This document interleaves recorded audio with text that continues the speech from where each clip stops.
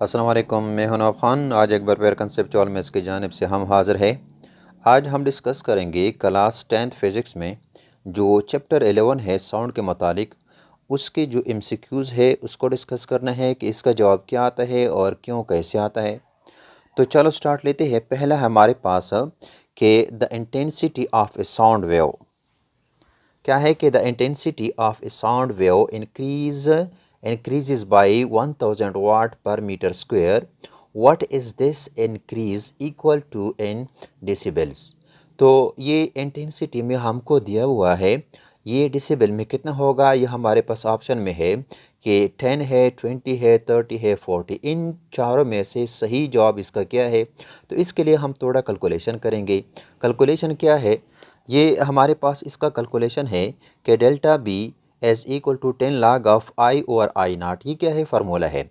इसी में हम पुट करेंगे वो वैल्यू जो हमारे पास क्या है 1000 वाट पर मीटर स्क्वायर दिया गया है, यानी आई और इंटेंसिटी हमारे पास क्या है 1000 वाट पर मीटर स्क्वायर है। तो 10 log ऑफ ये 1000 है। अब 1000 किस चीज़ के बराबर है, इसको हम लिख सकते हैं 10 पावर 3, यानी 10 log ऑफ 10 पावर 3। फिर एक्सपोनेंट का फार्मूला जो लॉगरिथम का है उसको अगर हम अप्लाई करें तो 10.3 log ऑफ 10 होगा, यानी जो ये एक्सपोनेंट है इससे कोफिशिएंट बनेगा, उसको हमने यहाँ लगा लिया।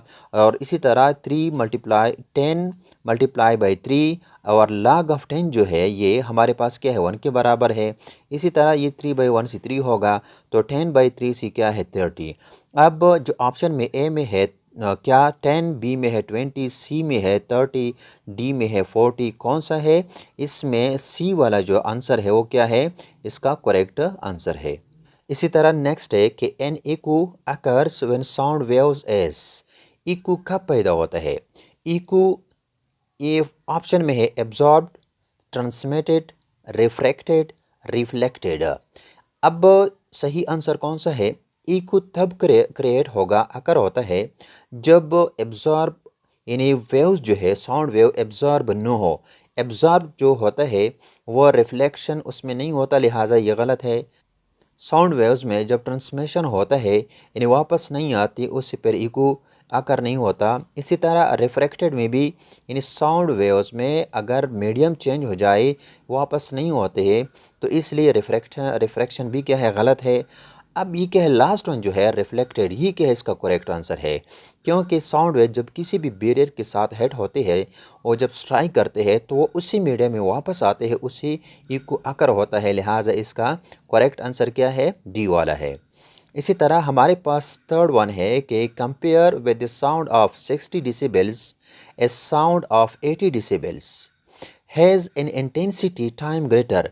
ये डिसिबल में दिया है कि 60 डिसिबल और 80 डिसिबल अगर हम इसको कंपेयर करें फिर ये इंटेंसिटी में कितना ग्रेटर होगा। तो इसके लिए भी हम कैलकुलेशन करेंगे। कैलकुलेशन क्या है इसका, इसका कैलकुलेशन हमारे पास ये है कि डेल्टा बी जो है वो किस चीज़ के बराबर है, ये बीटा 2 माइनस बीटा 1। हमारे पास बी 2 जो है वो 80 और ये क्या है 60, तो इससे हमारे पास आ जाएगा यानी डेल्टा बी जो है वो क्या है 20 के बराबर है। और हमारे पास जो फार्मूला है कि delta B as equal to 10 log of I over I naught, इसमें अगर हम कीमत पुट करें तो डेल्टा बी जो है वो 20 है, यानी 10 log of I over I naught. अब डिवाइड बोथ साइड बाई 10 है, तो इसको अगर हम 10 के साथ डिवाइड करें तो ये 10 और 10 आपस में कैंसल आउट होंगे। और इसी तरह इससे आ जाएगा हमारे पास 2, यानी 2 as equal to log of I over I naught. अब हमने लाग ख़त्म करना है, सिर्फ इंटेंसिटी लेना है।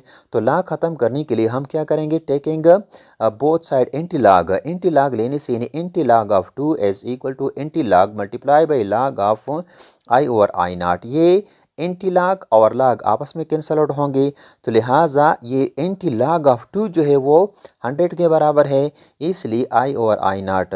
तो इसका जो करेक्ट आंसर है इसमें वो क्या है, बी वाला है, यानी ए 10 ये नहीं है, सी नहीं है, डी नहीं है, क्या है, बी क्या है इसका करेक्ट आंसर है। इसी तरह फोर्थ वन है कि the loudness of sound is most closely related to its. किसके साथ है, फ्रीक्वेंसी है, पीरियड है, वेवलेंथ है, एम्पलीट्यूड है। अब ये जो लाउडनेस ऑफ साउंड है ये फ्रीक्वेंसी के साथ नहीं होता है, पीरियड के साथ भी नहीं है, वेवलेंथ नहीं है, ये सिर्फ और सिर्फ क्या है, एम्पलीट्यूड है। किस तरह, अगर हम इसको देखें, ये हमारे पास क्या है, ये वेव्स है और ये क्या है, इसका एम्पलीट्यूड कम है। और दूसरा है ये डायग्राम, ये भी क्या है, वेव्स है, इसका एम्पलीट्यूड क्या है, हाई है।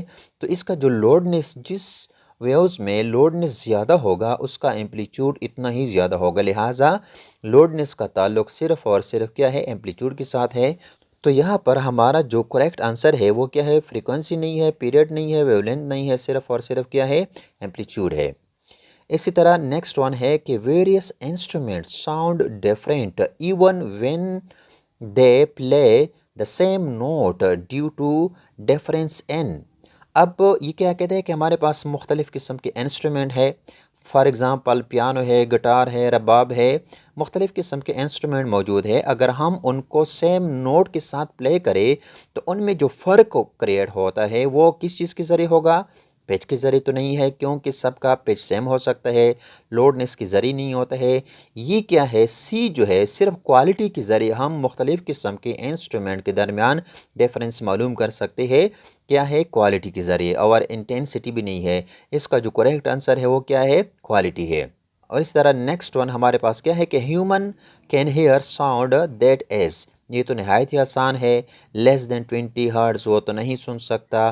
Between 20 hertz and 20 kilo hertz, ये क्या है, इसका करेक्ट आंसर है। ये ग्रेटर देन 20 किलो हर्ट्ज़ ये भी नहीं है, ये नन।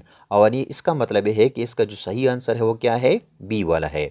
इसी तरह 7वें नंबर का ऑब्जेक्टिव है वो क्या कहते हैं कि the speed of sound on a warm day when the outdoor temperature is 38 degree C as. अब इसका सही आंसर क्या होगा, इसके लिए हम कैलकुलेशन अगर कर ले तो ये हमारे पास क्या है कि V इज इक्वल टू, ये क्या है, 331 प्लस 0.6 इंटू टी, ये क्या है, टेम्परेचर है। अब अगर टेम्परेचर 38 डिग्री है तो यहाँ हमने इसको पुट किया, इसको मल्टीप्लाई करने से ये 22.8 आ जाएगा। अगर हम इसको इसके साथ ऐड कर ले तो ये क्या है, 353.8, 8 को ख़त्म करने से 354 मीटर पर सेकेंड। तो इसका जो करेक्ट आंसर है ऑप्शन में क्या है, 331 मीटर पर सेकेंड, 345 मीटर पर सेकेंड, 354 मीटर पर सेकेंड, 362। तो इसका जो करेक्ट आंसर है वो क्या है, सी वाला है। तो ये क्या है, इसका करेक्ट आंसर हो गया कैलकुलेशन के बाद।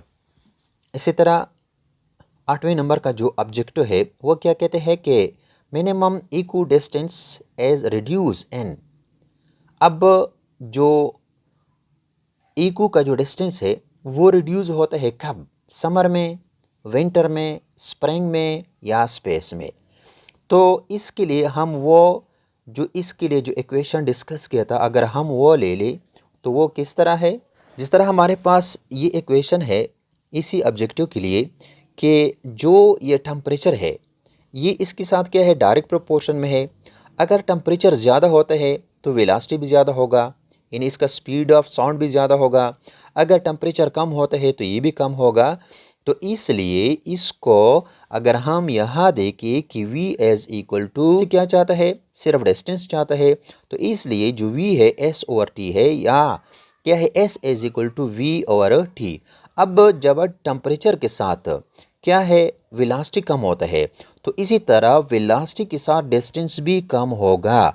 जब वेलोसिटी के साथ डिस्टेंस भी कम होगा तो यहाँ हमारे पास जो इसका ऑप्शन है क्या है, समर में तो क्या है, टेम्परेचर ज़्यादा होता है, विंटर में टेम्परेचर कम होता है, और इसी तरह स्प्रिंग या स्पेस। तो इसका जो सही आंसर है वो क्या है, विंटर है, क्योंकि यहाँ टेम्परेचर कम होता है, इसका क्या है, स्पीड ऑफ साउंड कम होगा। जब स्पीड ऑफ साउंड कम होगा तो ये क्या है, डिस्टेंस भी कम होगा। तो लिहाजा इसका सही आंसर क्या है, विंटर है।